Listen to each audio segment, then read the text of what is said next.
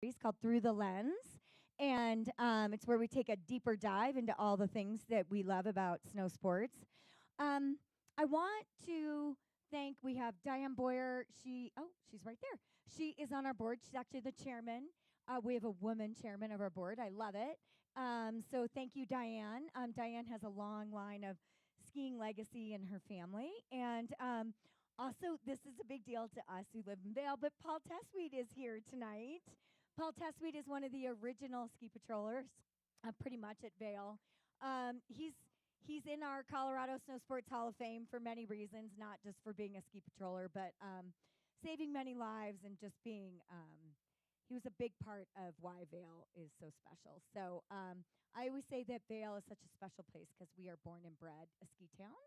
A little bit of So we were not a mining town before we were a ski town. We are a ski town. That is why we are here. That is what we do. But this week is really special in Vail because we are celebrating the 80th anniversary of Riva Ridge. And I'm sure we all know the story, but Riva Ridge is the battle that was fought with the 10th Mountain Division soldiers, and it was 80 years ago on February 18th. So we're celebrating it kind of this whole weekend. Don't forget, before you leave, we have these little free stickers at the front door that say Colorado Snow Sports Museum and Riva Ridge 80th, so you can say you were here when we celebrated the 80th anniversary. And there's a whole bunch of stuff going on this next 2 days. On Saturday and Sunday, there's a Black Hawk landing, literally a giant helicopter's landing, the top of Chair 2. You can meet the current tent tomorrow at lunch. All of the specifics and all of the schedule is, we have a little one-sheeter that you can just fit in your pocket for the rest of the weekend. But tomorrow, excited about the War Foundation. That's all. World War II Foundation. They said something that they wanted to do an event, and I said yes. And I had no idea what we were going to do. And one of those gentlemen is here, and they're going to be here tomorrow. That program starts. It is free, and then the presentation will start at 3:30. But as my understanding is they're going to explain to us why the Battle of Riva Ridge was so important and how it fits into the greater World War II. The whole war and what really happened. And, we all have our own little lines that we say. Like, my famous line is, it was kind of the first domino to fall in the European venue, and then it all just kind of crumbled underneath of them. I'm sure that there's a better explanation of why the impact of the Battle of Riva Ridge is so important. So that's happening tomorrow. But tonight we are so excited because there's a lot of books on the 10th, but this is the new hot one on the market. And we're so excited to have Lance here. So Lance wrote Ski, Climb, Fight. And Lance Blyth, the author of this book, is a backcountry skier with a history problem. So we're so excited. He's our person. He is exactly why we're here. Like, that is exactly, like, we are all skiers with a history problem now. So it's wonderful. So we're so excited that you wrote this new book. It's been great. We do have the books for sale. So, and then afterwards, we will do a Q&A. And I know you're all sick of hearing me say this, those of you who come all the time. We do need to make sure that the question is asked on a microphone so that when we go back and watch this in 20 years, we'll know what the question was. So there you go. Unless Lance he might be really proficient at repeating the question. So, yeah. So thank you to Lance. Thank you for Paul as a Colorado Snow Sports Hall of Fame member, Diane being here, and all of the members. Those of you who are members of our ski museum, thank you, thank you, thank you. Members are really important. This is why, like tomorrow, it's a free event. If we didn't have all these members that supported us on a day-to-day, month-to-month basis, we would not be able to do tomorrow as a free event. So this is wonderful. So thank you for supporting us in so many ways. And if you are a member, thank you. And tell your neighbors, tell your friends to become a member. And we have a member party next Friday, March 21st. So a month from now. So come. All right. Thank you, Lance, for being here. Okay. Yeah. Using sound. How are we?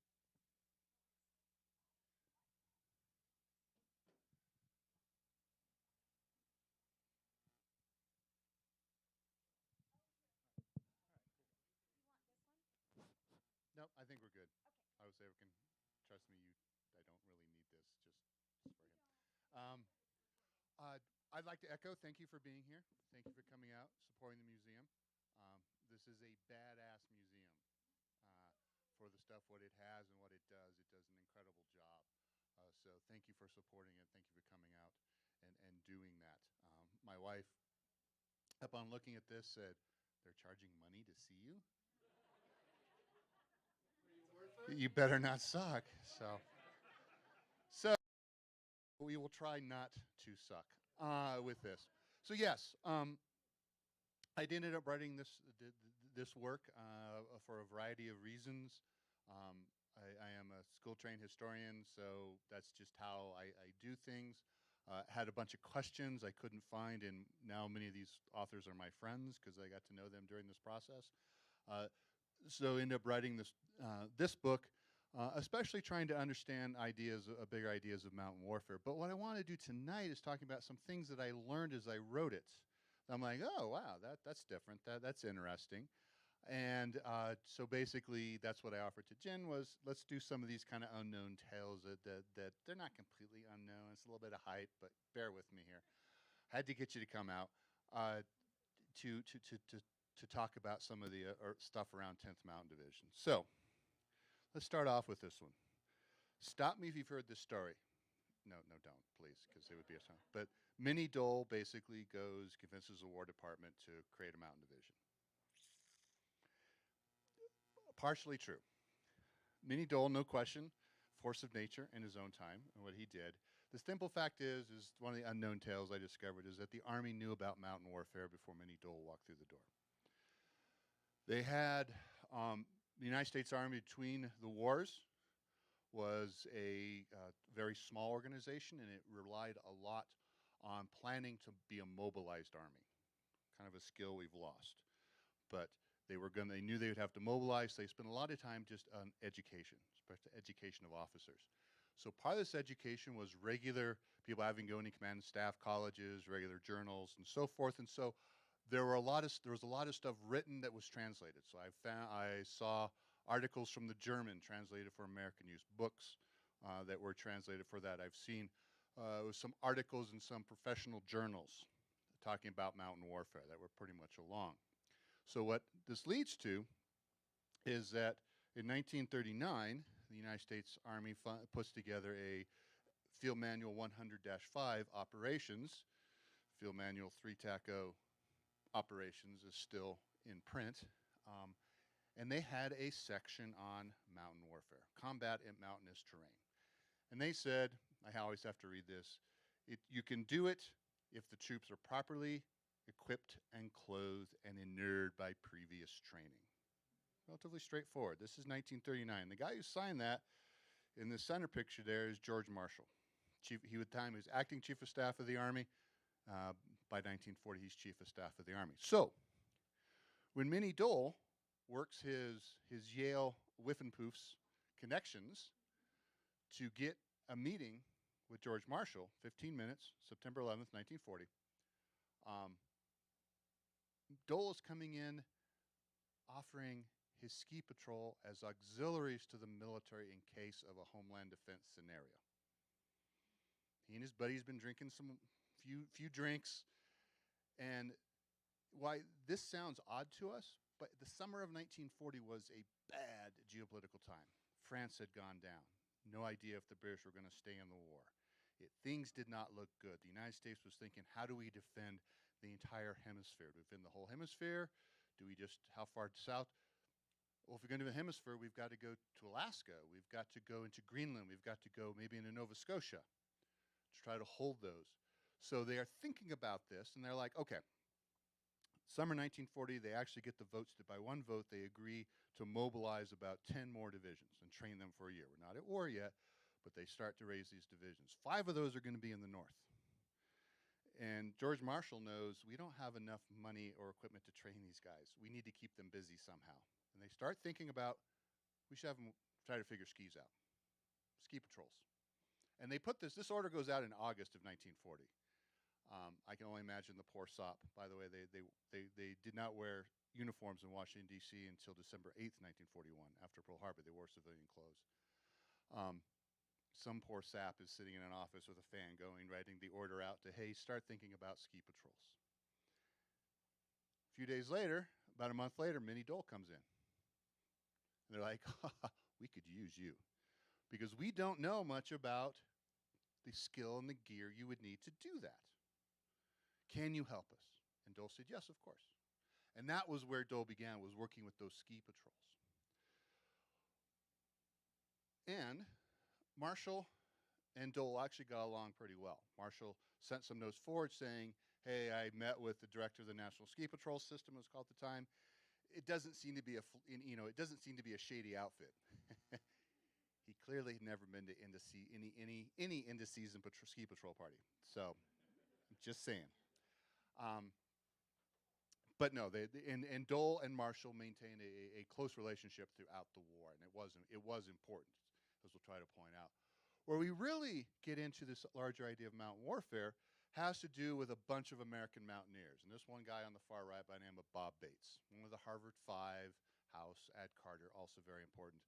Guys who had been climbing, opened up Alaska for American climbing, had been on the 38 K2 expedition, where it finally got up to went as high as any human being had been at that time, 20-some-odd thousand feet, before they had to turn back. Bates had been in Switzerland in 1939 with a guy by the name of Ad Carter. And they saw the Swiss mobilizing because there's all rumors of war going on. And he sees them and goes, do we have the ability to train to do this? He began to wonder. Fast forward a year. Bob Bates is climbing with the president of Harvard in the mountains, and he's trying to explain, as he told the story, he's basically got his boot in his face, and he's trying to talk to him about, could you ask the War Department about training mountain troops?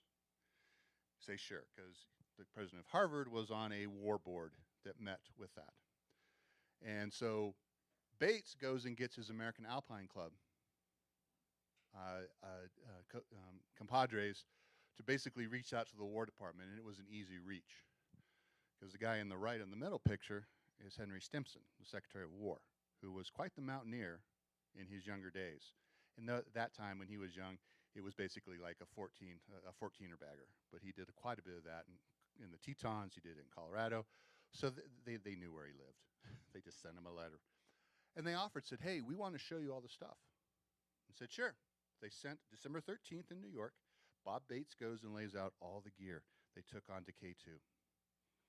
Displays it all out. For a general officer, we're not really sure who it was. My friend Christian Beckwith, if you 90-pound rucksack podcast, I will say that again. If you're interested in this, please listen to that. Patreon. Christian's a very good alpinist, one of the cutting edge from the 90s. He would never say that, but he was. And so working on that, he really wants to get it nailed down. And I'm the historian going, man, it doesn't really matter, man, in the bigger scheme of things. But this general officer sees all this stuff. He sees the packs, he sees the clothes, he sees the parkas, he sees the layers of socks, each one a slightly different size, marked with a different color tab. He sees the tents, the sleeping bags, the pitons, the ropes, the carabiners. He sees all this stuff, and Bates is explaining how it's all used.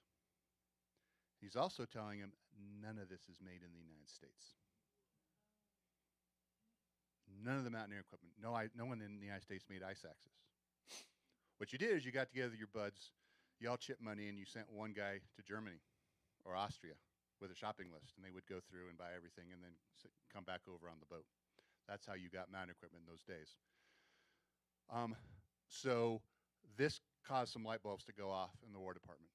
By December 20th, 1940, there's a letter going up saying, if we're going to do this, we need to have a whole mountain division, and we need to have a mountain camp to train them. There's no money at the time, but the thought process gets started. So it is between the two. It is between the skiers and it is between the mountaineers, between the alpinists. It is both bringing those expertise in. Because here's the, I say, kinky thing about mountain warfare.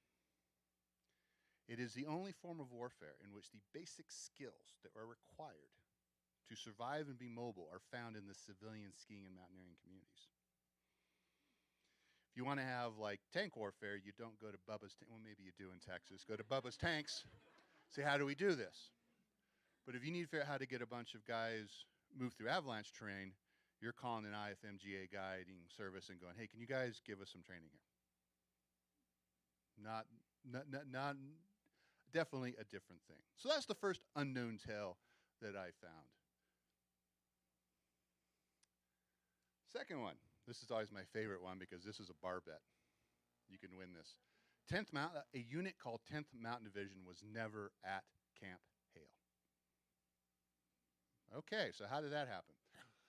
We're back in throughout the summer. By the beginning of 1942, we're now at war, right?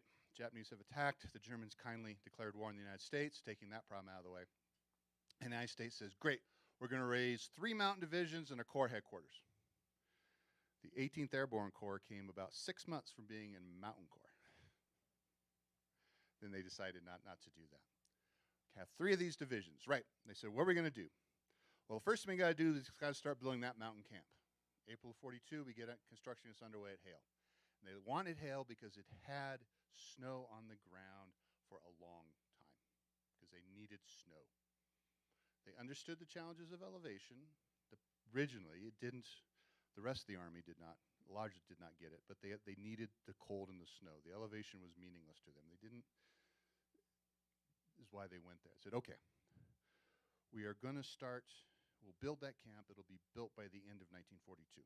So we are going to activate a division, the 89th, as a mountain division at Hale in December 42. Now, this is a mobilizing army.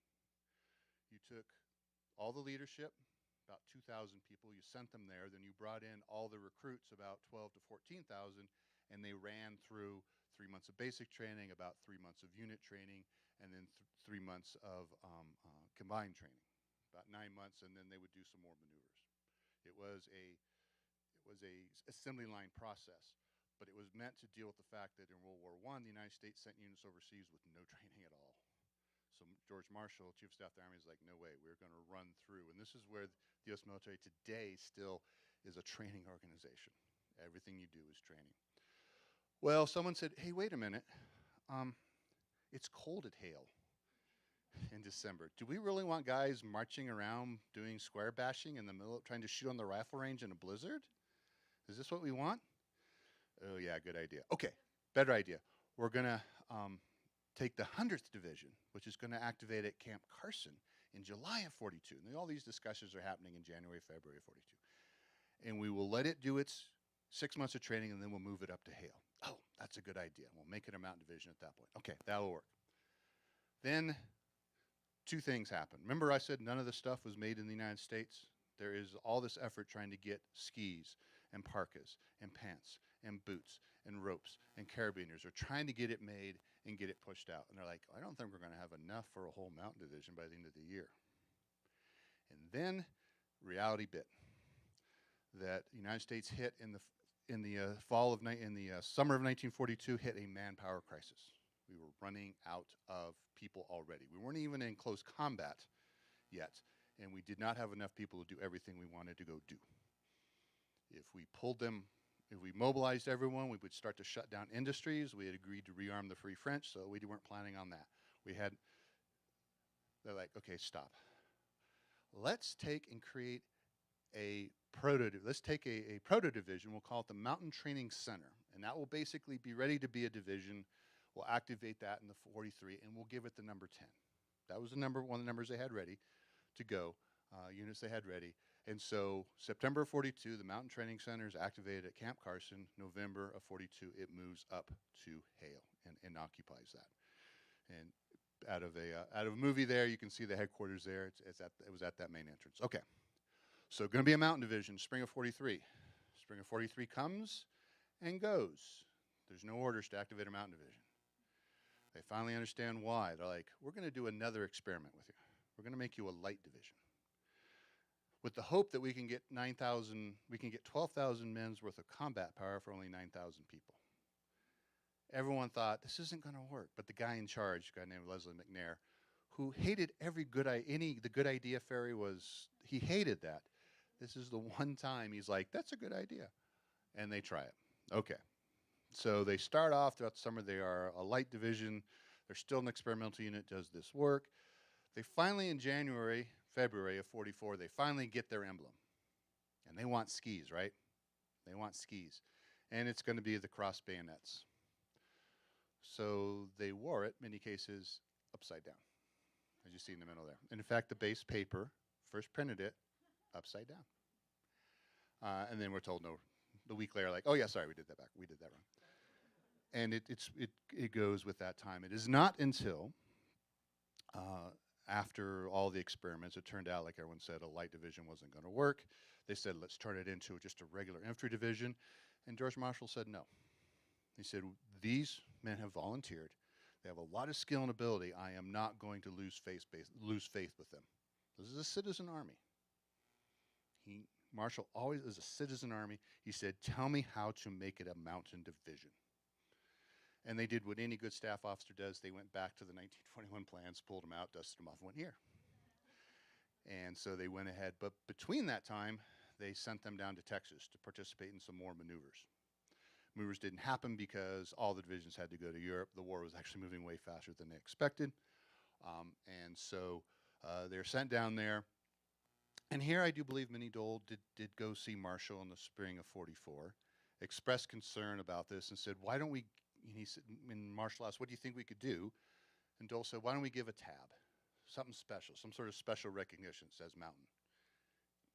Marshall said, that's a good idea, I'll think about that. And so in November 6, 1944, at Camp Swift, Texas, much to the chagrin of every good Coloradoan, there's actually the 10th Mountain Division is activated, and that is where it comes from. And the mountain tab was approved but not issued. Guys went out and got them in classic Army style. Yeah, you can have it, but we're not giving it to you. Guys went out and had their own. So you often see there's a wide variety of those as they went forward. So that was the other thing that kind of surprised me going through this as I went through that. November 6, 1944.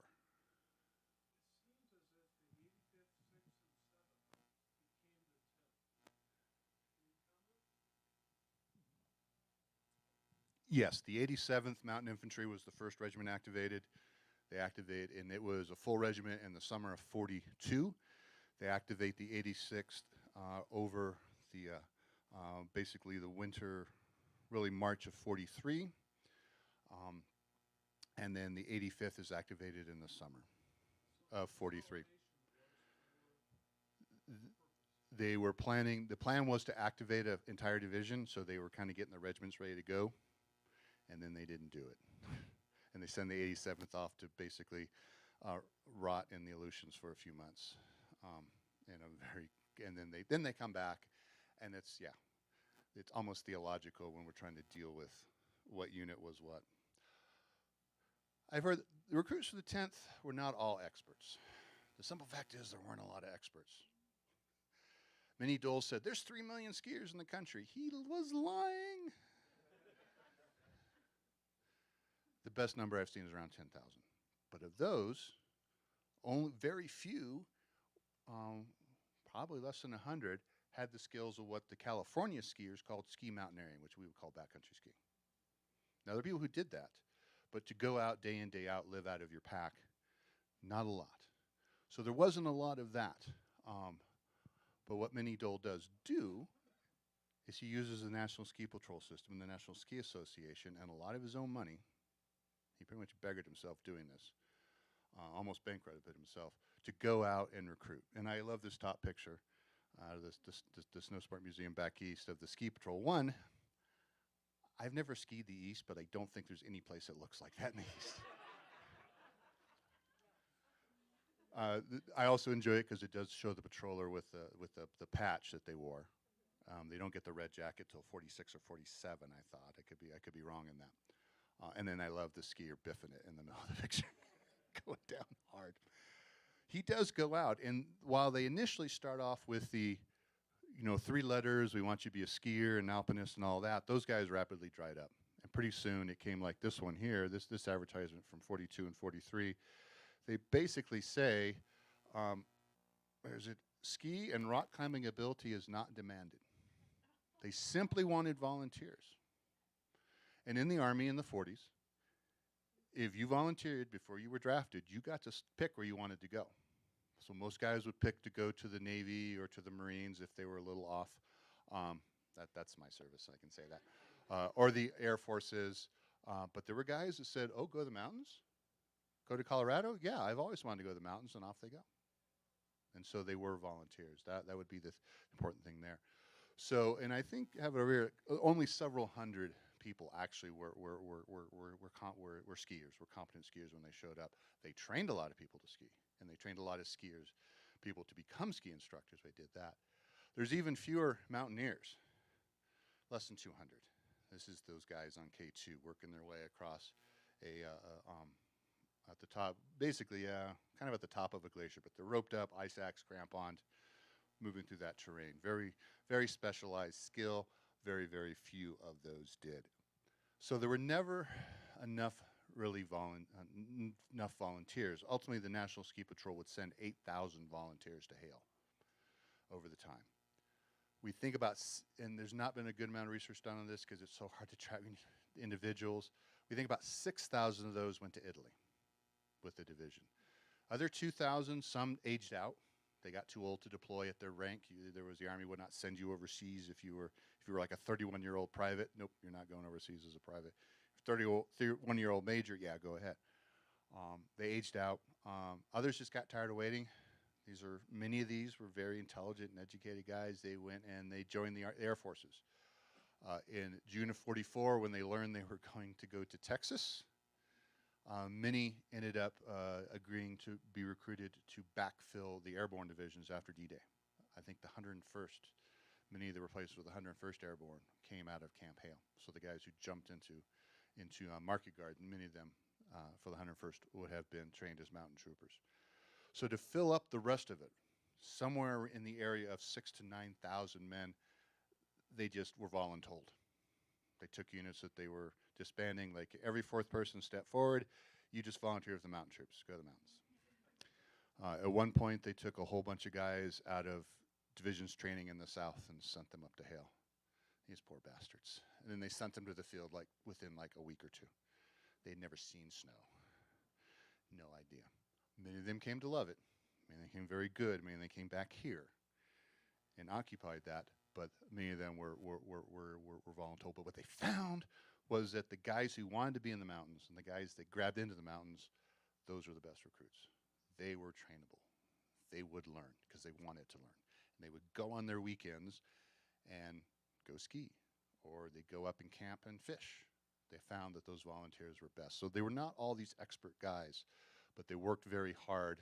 Poor guy here on KP, they worked very hard to become that way. Not all, many hated it, and there's probably some 10th Mountain veterans who never wanted to see Colorado again. I have little doubt, but there was more of that. To be honest, there's not a lot of skiing or climbing training going on at Hale. Training. Let me emphasize that word. I didn't fit it in there because it didn't fit. There were, you can go Google Basic Principles of Skiing, and you will find this film made in 1941. John Woodward there, shot at Squaw Valley with a bunch of, a few infantrymen and a bunch of ski patrollers in whites and ski instructors. They shoot this movie. There were two, the 43 and winter of 43 and 44. 43, they planned on about 43-hour lessons. By the 44, they planned on 23-hour lessons. And this was very much the Arlberg technique. Lots of stimming, snow plowing, and so forth. But this guy here, Woodward, who the picture of, he very cheekily added in what for the Austrians and Germans was a forbidden activity. He added in the side turn, the kind of the hockey stop. That was out of the French or Swiss parallel system. We did not do that in the Arlberg system 9, but he went ahead. He got that in because it worked better with the packs. Most of those 3-hour lessons, 1 hour was spent on cross-country techniques, moving cross-country. And in fact, many of the guys would later say when they went into the field, they just froze their skins on their skis, never took them off, because they were just mobility devices.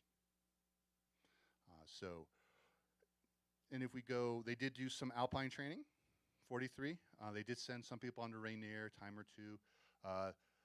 In Resolution Creek up at Hale, In spring of 43, the engineers are awesome. You give them something impossible to do, like, yeah, we'll do that.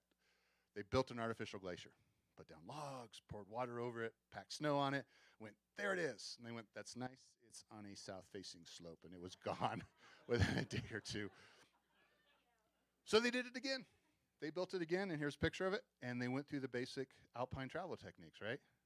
Ice axe, self-arrest, moving across, instructor taught, beyond everyone, crampons, doing all of that. So they did do some of this basic stuff, several hundred, but again, not a lot. Finally, when they get into 43, and now they are an actual light division or entire division, they say, okay, we are going to run every battalion, that's like 600 guys at that time, through a mountain combat training, basically rock climbing. And where they did, I did not put this in the book intentionally, this map, but you all know where this is. Go north out of Hale, you hit 703, right? Come around that big, you start down the big swing, Forest Road 703 out to Homestake, and you look up, there's a big set of crags, right? That's where they did their rock climbing training. They did it 9 weeks here, and you can see they bivouacked at the base of it. Each company, the officers, they had climbed separately. The officers were told to get the hell away from everyone. Don't be there. They trained them separately. And it was relatively straightforward training. Lots of handholds, footholds, balance techniques, just how to get over the terrain. Always, if you have to do any climbing training, you have to learn knots. So they do some of the knots, show them that. Some of the basics, they show them how you can fall and so forth. And they work through the basics, but it's only like 5 days. One of the main things they do is they take them, they load them up out of here, they drive them down, basically outside Minturn, dump them off, and they hike up behind Mount of the Holy Cross at one of the lakes up there, and then they spend an entire day moving back across, back down into this terrain. Just moving cross country.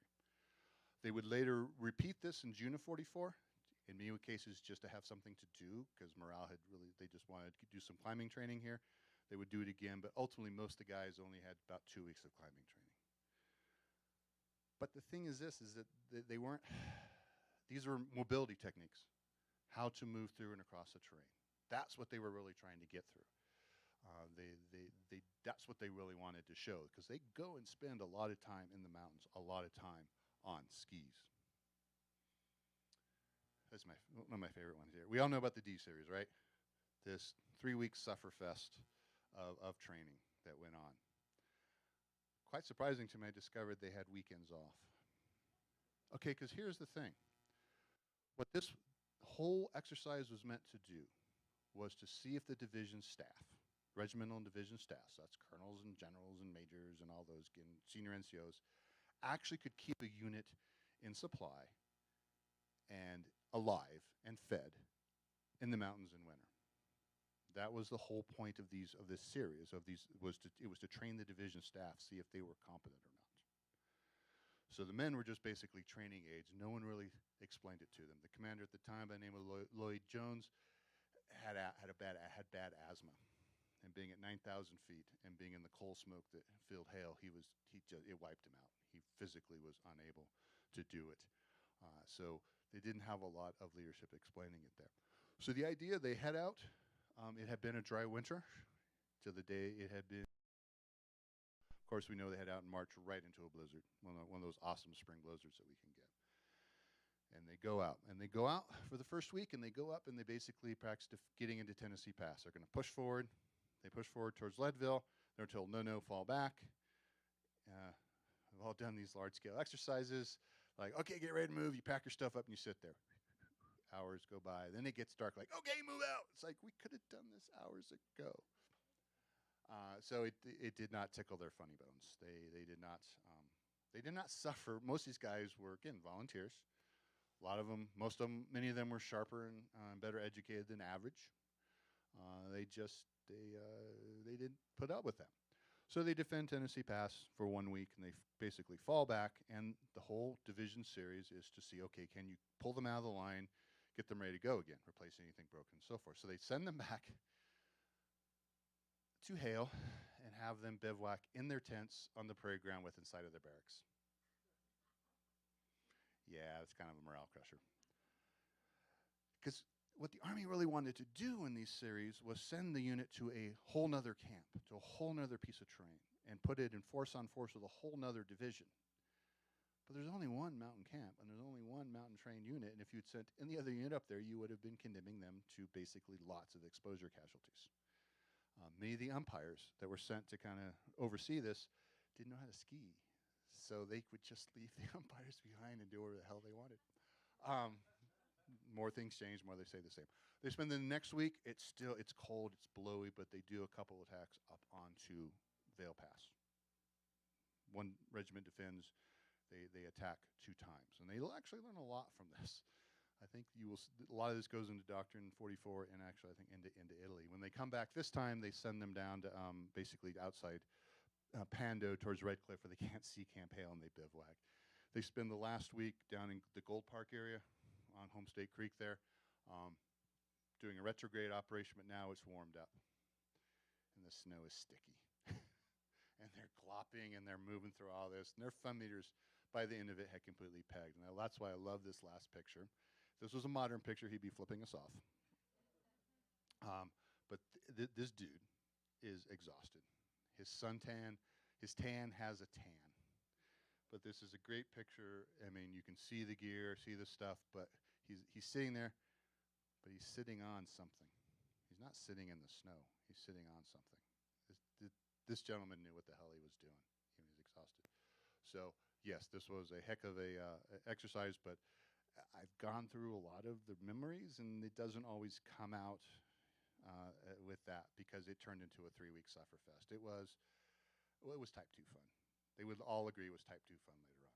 It was type 3 at the time, but type 2 at the fun. So, division heads off to Italy, end of 1944. It had been, I actually had a really great discussion with a fellow historian, 6th grader, Solene, competitive mogul freestyle skier. Kids are all right. And he asked the question, why did they go to Italy in 44? Why not earlier? Well, they were all experimental. And no one in the Army, there's no doctrine yet, it's not really published until the end of 44, understood. In Italy, understood mountain. They just never grasp. The French do. French have a couple trained. They have a division of Moroccan mountain units trained, and those become very important to ending the Battle of Cassino and taking Rome. But they're going to liberate France, so there is no other combat units there. So when this mountain division becomes available, it's going to go. Italy is quite happy to take it because once they sent it somewhere, they weren't getting any place back. They weren't getting it anywhere else. There's not enough shipping. There's not enough ships. Not so much for the men, but for the 6,000 mules and horses it required. Those mules and horses are harder. There's a cruise line you don't want to run is for equines.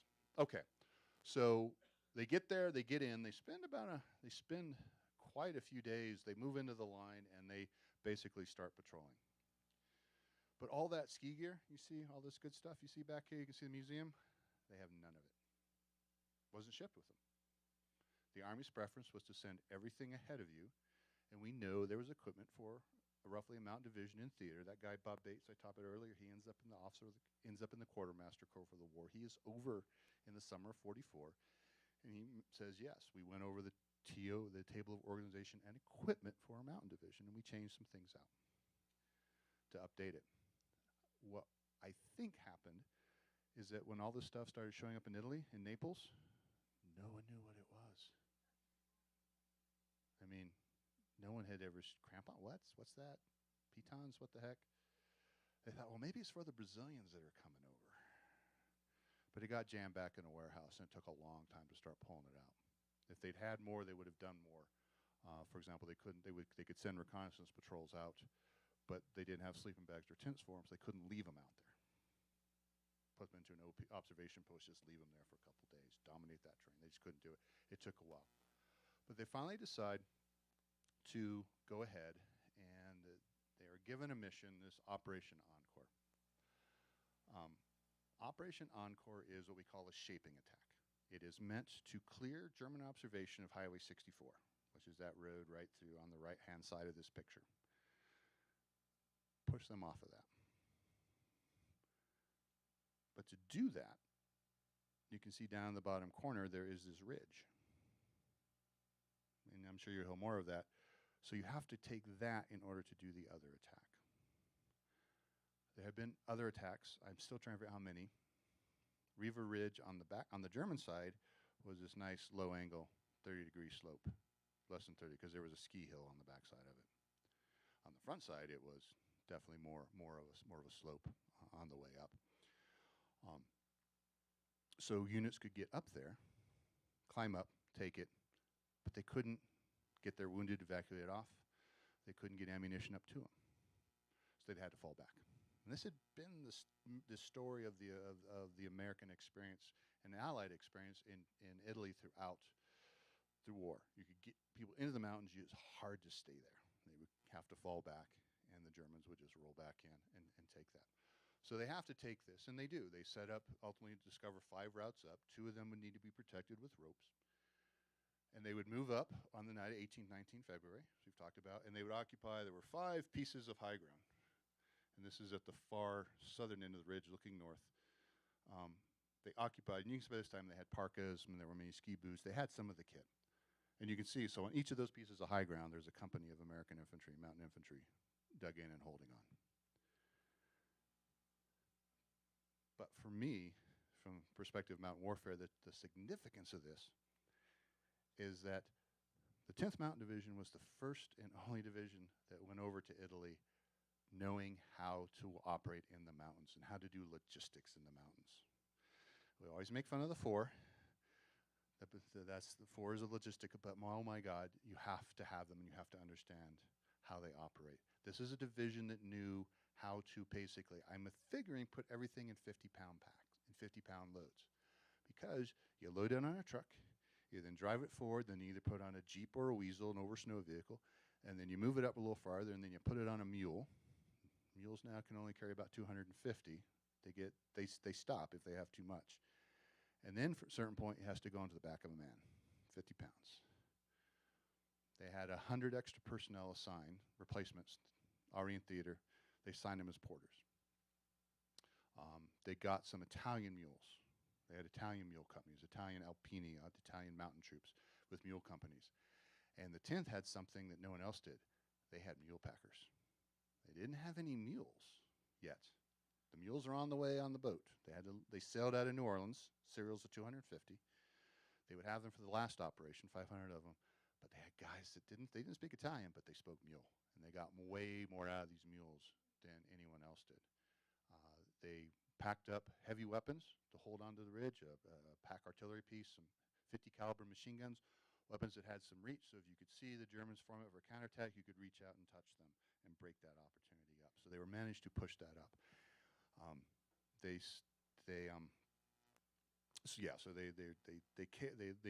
basically man pack and mule pack ammunition and water up. I think rations take about 3 or 4 days. They start sending food. Adrenaline can do a lot for a few days. And then they do the last thing.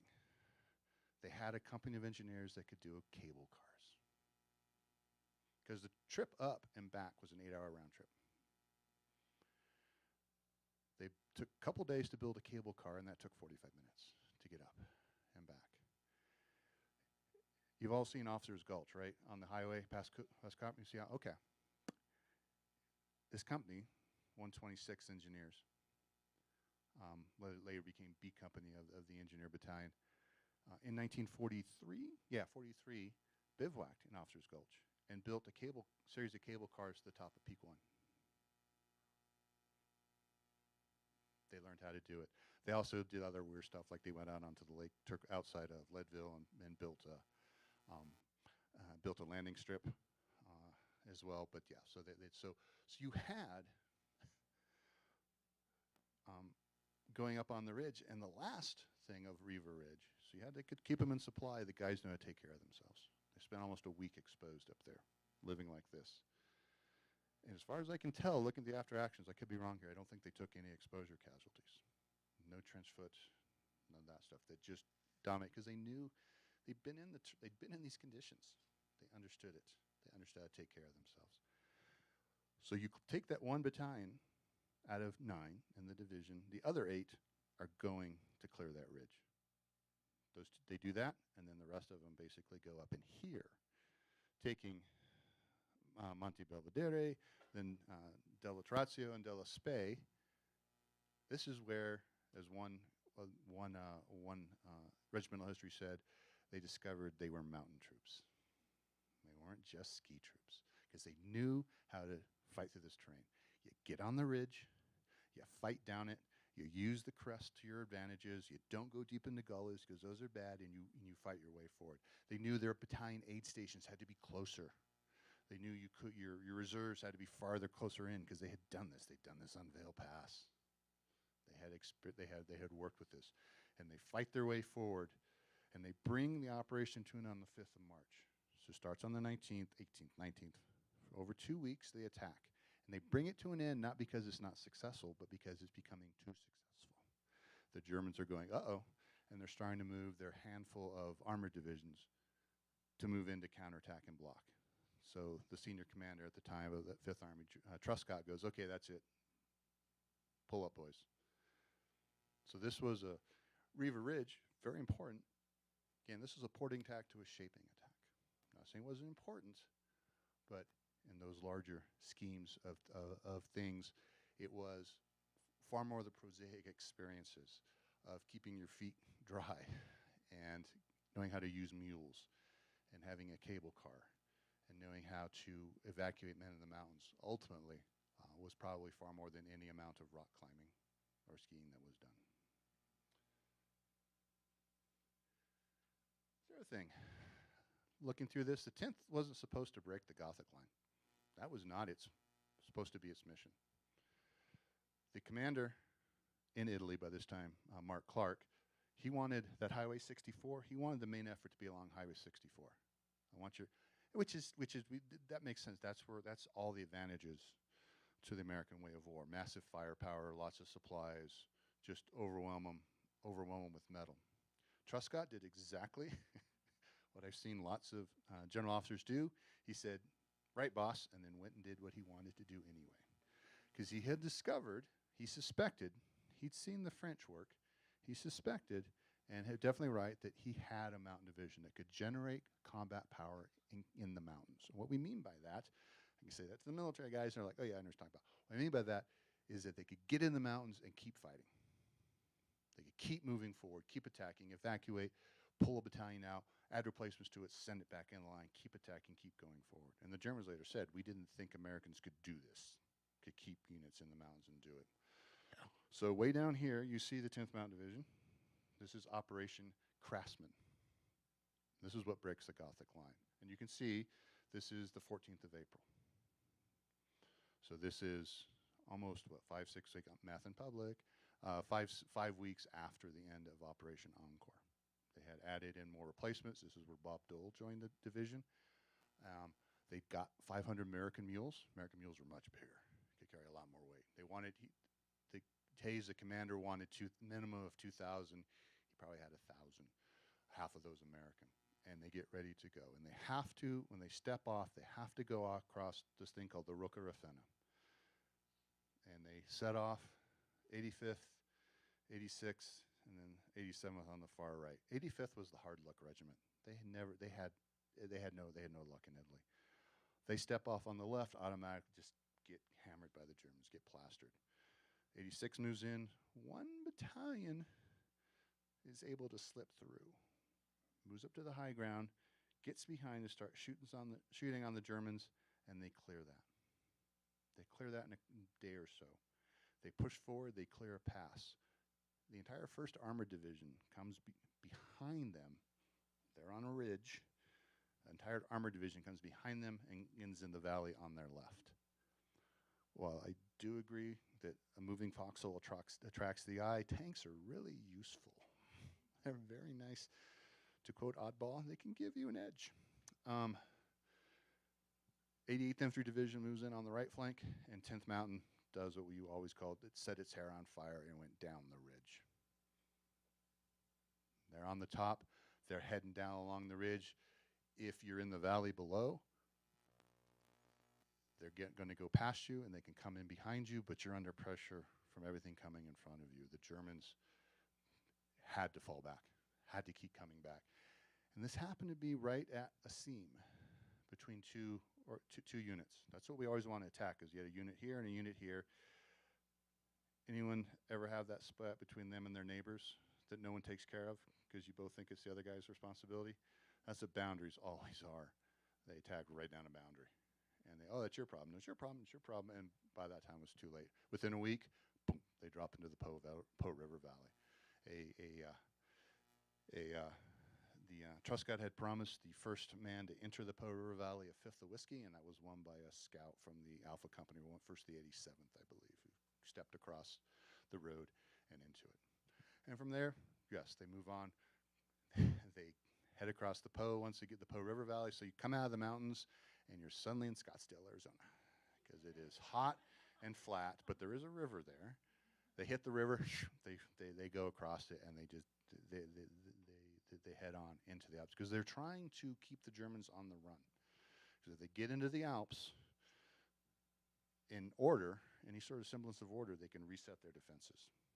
And so they push them hard. Of course, the war comes ultimately to an end as they're pushing into the Alps. But it originally wasn't going to be their mission, and ended up doing it anyway. So here's two more things to finish up here, that kind of unknown tales of the 10th. Mountain warfare training continued in Colorado after the war, and it involved all the guys were 10th Mountain guys. Ruffner was the division artillery commander. He comes back in the spring of 46. It undergoes several different names, but bottom what they did is this: they trained their summertime training was all their rock climbing was in North Cheyenne Canyon. If you went to over there, there was a place called the Army Route, because that's where the Army trained. A place called the Amphitheater, North Cheyenne Canyon, because they built an amphitheater there. And they would put on climbing demonstrations. It was rated the #1 tourist attraction in Colorado Springs in 1947. They would do all that training there. They would work mules up Old Gold Camp Road. They would do battalion attack problems up below St. Peter's Dome. They would often climb up onto Pikes Peak as a graduation exercise. So they did all that summertime training up there. And often in September, and thanks to the city for letting them use their park, they would allow all the children come out, and they would teach them to climb. Probably the first large-scale climbing training done. Then they would move up to Hale and Cooper. If you go into the Cooper parking lot, they went in there and chopped all those trees out, and they would have room for a battalion on either side. 150 people. They put them in heated tents with lights and phones and everything else. And they would do their ski training, and then they would go out, back out across the same places, back on the homestake, back over, all that, and continue to do that training. They trained instructors to go to schools in Austria, and George Hayes ended up as the World War II division commander, ends up as the military governor of Austria. And he sees the French mountain troops and goes, we can do that. So he had a bunch of guys sent over, and he reopened the school at Salfeden, which the Austrians still run today. For that. Schools in Japan, mountain schools in northern Japan were set up. So they sent guys out for that. They trained reservists. David Brower came back as Captain Brower, doing some of his reserve time, and climbed in Cheyenne Canyon. So they did quite a bit. During the Korean War, it's the Mountain Cold Weather Training Command. They adopted the goat's head as not the goat's head, the ram's head, as their device with that. And they continue to do more training, more unit-oriented training. In the summer of 1953, into 52, a guide on Rainier by the name of Jim Whitaker and his twin brother Louis got drafted. But their boss knew a guy who had been in 10th Mountain Division, and this guy called the Mountain and Cold Weather Training Command in Camp Carson, Fort Carson by the time, and said, hey, I got 2 guys you should have. So they were pulled out and sent, and they're the 2 tallest guys in this picture here. I don't know which one is which because they were identical twins. Jim Whitaker, of course, first American on Everest and first president of REI, was a mountain warfare instructor. Oh, and this winter, one of his students was a Lieutenant James Earl Jones, who came out with his regiment from the 11th Airborne Division, and by his memoir, absolutely loved it. He loved the challenge of being in the mountains. They also trained a lot of instructors in exchange in what was called the Arctic Indoctrination School, which would later become the Northern Warfare Training Center in Alaska as well. So until 57, there was a lot of this mountain training still going on. There's a whole nother chapter in the saga of Hale and of the 10th Mountain Division, because if you read through what they wrote for their instructors, that was, you have the chance to take years of experience, and they did. They wanted it all written down. They wanted it to make sure. So in many ways, it's the ultimate expression of Hale. Last thing here. 57, that Mountain Warfare Training Center is shut down. The Army it's massive retaliation, pentomic. It's getting downsized. The mission moves up to Alaska, but then the decision is made that we won't train any mountain. Only units based in Alaska can use that training. So 60s to the 70s, mountain warfare training pretty much disappears out of the U.S. for the first time, after a good 17-year run.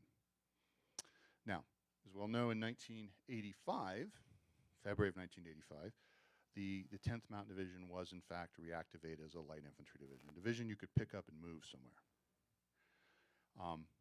It was called the 10th Mountain Division, according to the Chief of Staff of the Army, in deference to soldierly pride and heritage, but it will have neither the mission nor the training of a mountain unit. Because Senator Dole had reached out to the Secretary of the Army and said, hey, can we rename this the 10th Mountain Division?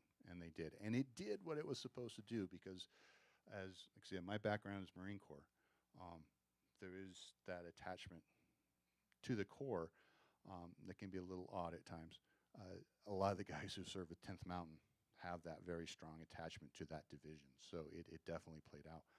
But mountain units were coming back. They just happened to be in the Army Guard, National Guard. There was a plan afoot in the early 80s to create a brigade with 3 battalions, 2 in the Northeast, 1 in Colorado. It was to be a mountain unit. And the first one to go was a unit out of Vermont. So they stand up this unit and go, damn, we need to train. So in Jericho, Vermont, 1983, they established a mountain warfare school, and they adopted the ram's head as their badge, hearkening back to that. There's some suspicion some of the guys who were involved with this may have actually had some 10th Mountain ties. There's a young historian looking into it as well. This school in Jericho reinvigorates the Army.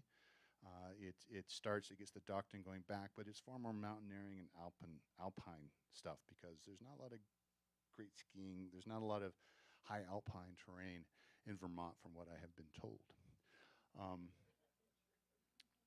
But it does give, it does give the basis. And in 2006, I want to say, in response to the Afghanistan experience, which is a huge gaping hole that I don't cover very well in the book, it becomes the Army Mountain Warfare School.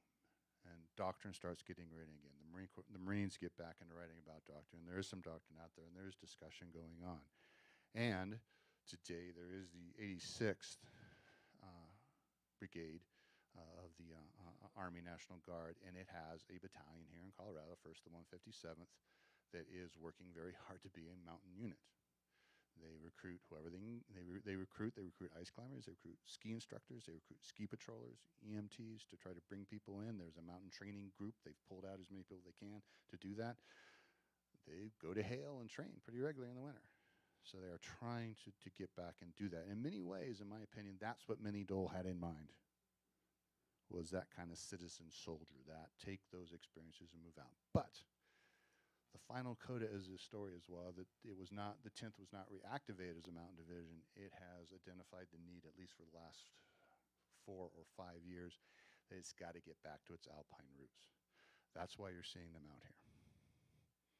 That's why division commander and command sergeant major are out here, and those folks are out here, is that they understand this is the roots, and that if you're going to have this, you have to have connection back in this community.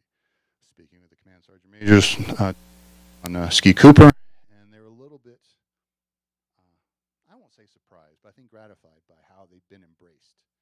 I was like, you understand, for this skiing community, you're part of us.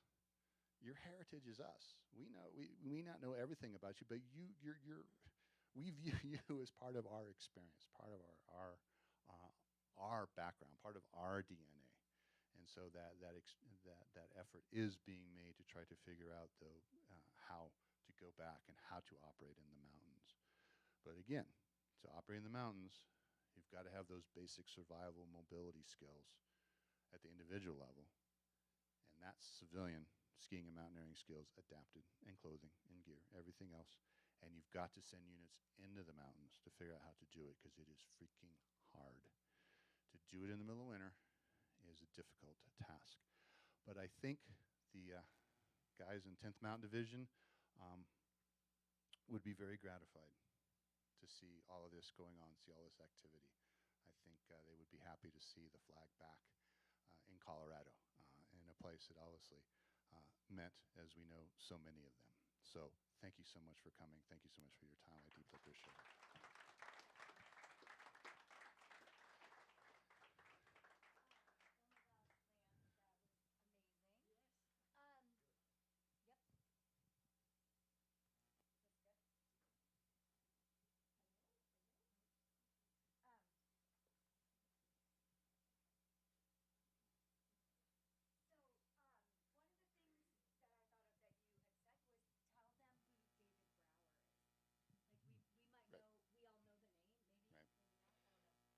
Right. Right. Ultimately, David Brower would become president of Sierra Club and a big proponent of American environmentalism and of the wilderness movement. And one of the reasons Brower became very interested in wilderness is that when he gets to Italy, he gets in the Italian Alps, and he goes, and they go and climb in the summer while they get stuck in Europe for a few months getting ready to head for the invasion of Japan. He sees all this development. He sees hotels, he sees roads, he sees cable cars, he sees guest houses on, huts, 3-story huts with with 5-star kitchens in them. And he went, oh, hell no. We are not doing this in the United States. And that's one of the reasons why we are actually quite different than a lot of places, that we still have, you are perfectly welcome in Colorado to go out in the mountains and get yourself killed. The gendarmes are not coming in 5 minutes with a helicopter to haul you out. Good luck with that. 24 hours, it will get to you. So yes, thank you.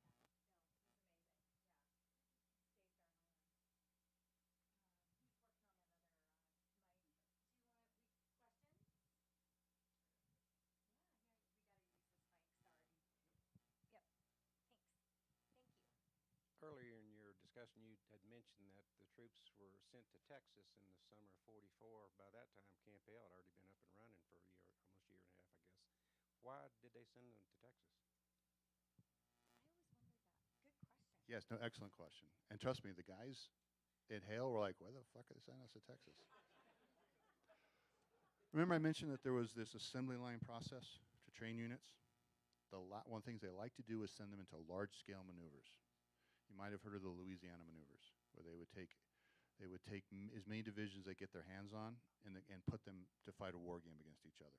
They were trying to train those staffs. They're trying to make sure they could do what they were supposed to do. And so they sent them to Texas in late June, July of '44, to give them time to acclimate for a Louisiana maneuver that would start in September. That maneuver did not happen because the war was going so fast in Europe, divisions were being sent overseas, so there was no one to have a force-on-force maneuver with. But that's when they're like, oh, then what are we doing now? Then they start getting, hey guys, here's some tables, you start reorganizing as a mountain unit. So that was why they were sent to Texas, was to carry out another set of divisional level maneuvers. Again, nothing really explained to them. They were in Texas from basically July through beginning of July into November 1944. The first regiment left out in the end of November. The rest of the division went on leave and then left at the end of December 45, early 46, or 44, early 45. But good question, yeah.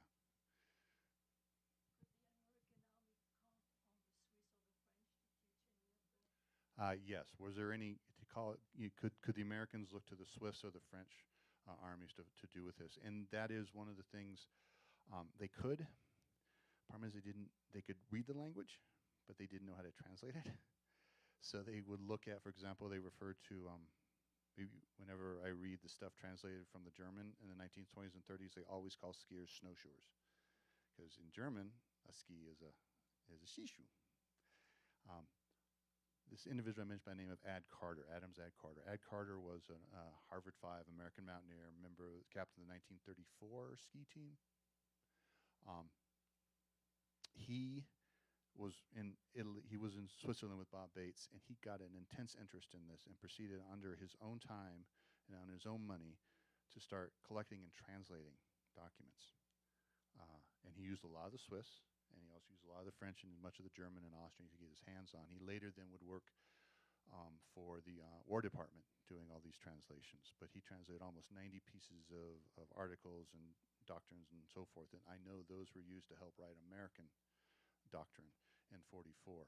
And all that stuff's at the Denver Public Library, which is good for me because I'm trying to do a study of mountain warfare in World War II, and I don't have to go try to read through all the French and German. I can French, okay. German, I just, yeah. Italian's a lot, but German, so yes. So they did. There was a lot of modeling off of that. So they did. But again, there was any. The initial problem was no one who really understood, knew what they was saying.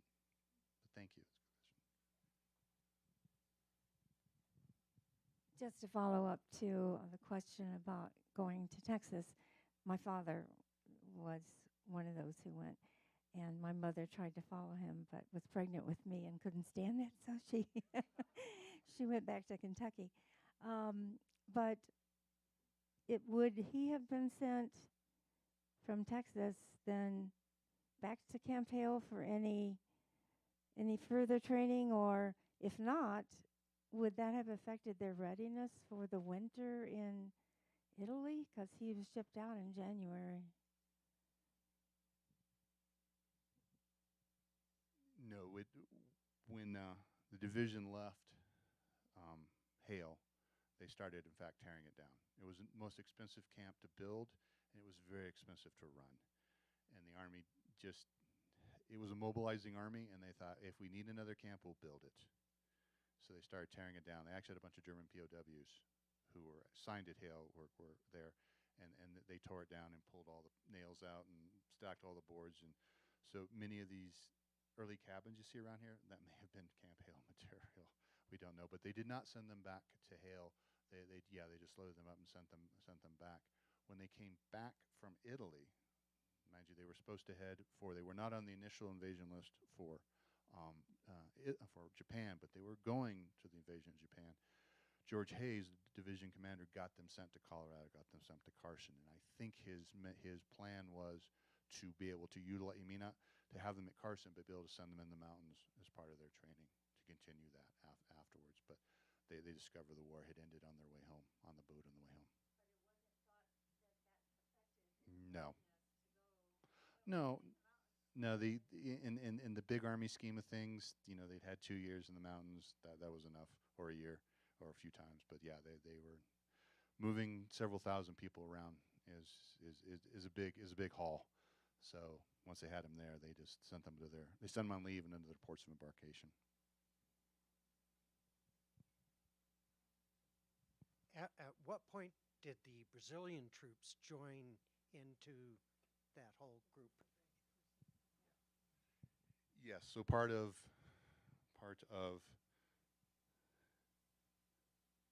here we are. Yeah, so part of Operation Encore, it's two new units. It's the 10th Mountain Division and the Brazilian Expeditionary Force. It was roughly a division-sized element, and it was on the right flank of this of the Operation Encore attack. So they moved along with that as well. And the primary thing they did, as the 10th cleared, they were able to slide left because then the Brazilians could come in and pick up behind them and allow them to continue freedom up into the hills. But the Brazilians are increasingly remembering this and are increasingly responding to that. So for the assault on Riva Ridge, you said that they practiced and they climbed up and down and over and around. So you said it was very steep on the side that they climbed, but gentle on the other side. Did the Germans not like look over and see them mobilizing? No, that's a good. By this time, the German defensive system in Italy was so. I mean, they're running out of troops. They're running out of everything. They kept a very small screen of forward outposts, whose job was simply to see someone coming and then fall back, and then you would counterattack and retake it. That they would then move up that ridge and counterattack and retake it because they figured anyone coming up would not have the supplies or the firepower to hold them off. And that's what had happened. So, but what had happened in the month or so prior to the attack is the division got basically information dominance because they patrolled. So the Germans couldn't send anyone out to look because there were American patrols going back and forth all the time. So the Germans, they had secured this whole area, and actually they knew it quite well when they do this initial attack. They knew the terrain they were on. They've been on it for a month. When they got a bit beyond, they started having more issues. But yeah, so two things of how they operate. Bottom line was they had managed to. When they got there, they had started to patrol. They did get some skis. They were able to move out on skis and do patrols on skis and have a lot more mobility. So they managed to dominate that terrain between the lines, which is what you want to do as infantry. It's one of the basic jobs.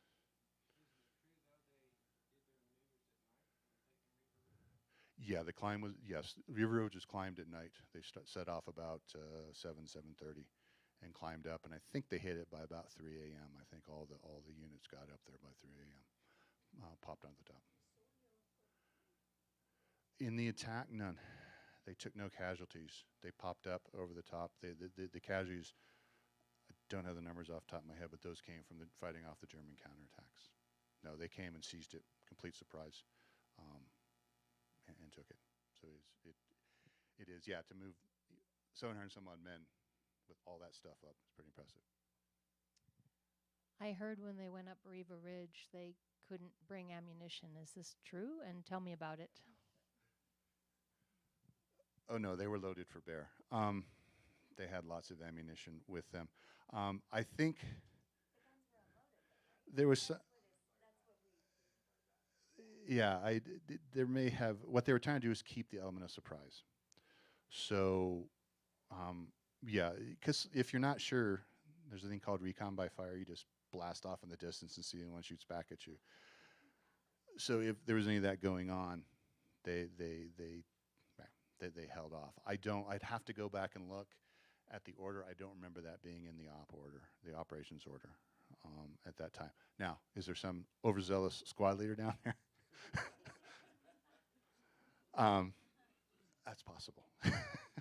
Or there's some guy you're like, okay, you need to unload.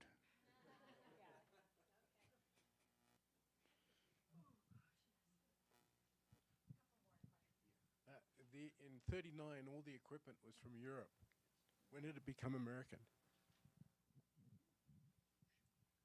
We get, yes. The question was, in 1939, all the mountaineering equipment in particular was European. And when do we get American mountaineering equipment? We start seeing good deliveries of ropes and pitons and carabiners. They called them, Ed Carter was a guy, he called them snap links because carabiner was a German word and he didn't want anyone to reject it.